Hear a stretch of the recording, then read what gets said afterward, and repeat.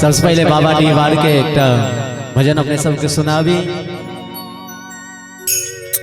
हे बहिना चलू ने पूजा करल डिहबार के। हे बहिना चलू ने पूजा करल डिहबार के। गामक तारन हार के ना। हे बहिना चलू ने पूजा करल डिहबार के। गामक तारन हार के ना।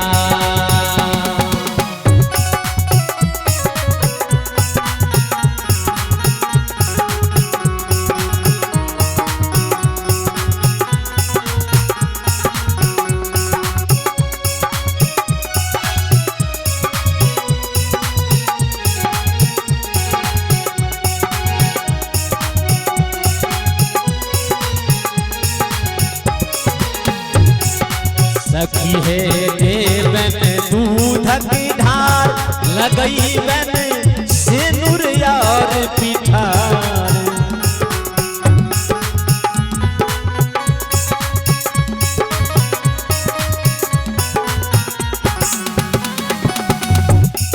सखी है देवन दूध की धार लगईबन सिनुर यार पिठार।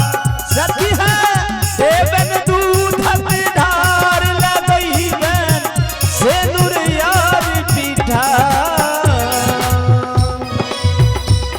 हे मोती चूर चढ़ईबन मोती चूर चढ़ईबन नामी जे बिहार के। कामक तारन हार के ना। हे बहिना चलू ने पूजा करल डिहबार के। कामक तारन हार के ना।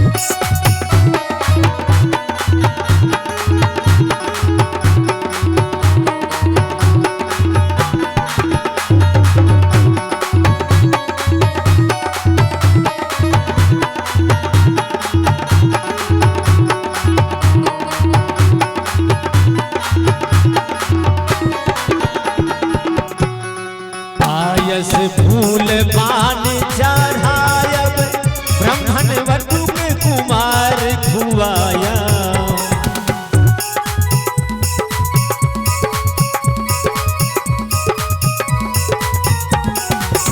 पायस फूल पान चढ़ायब ब्राह्मण वटुक कुमार खुआयब। पायस फूल पान चढ़ायब ब्राह्मण वटुक कुमार खियाया।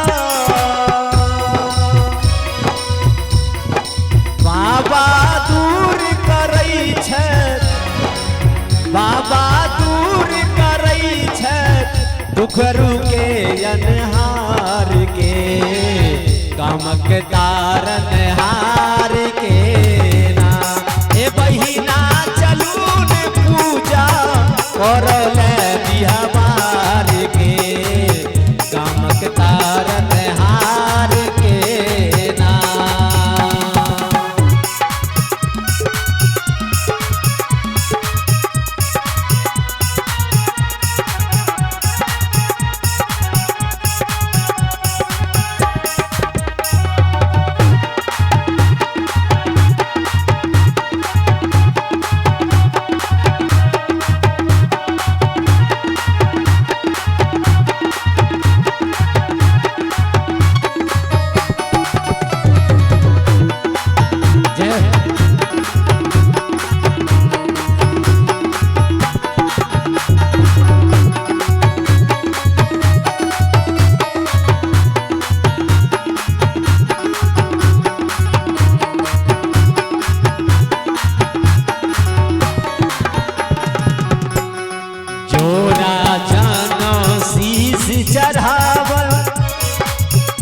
विनती माथ नवा की सुनेबे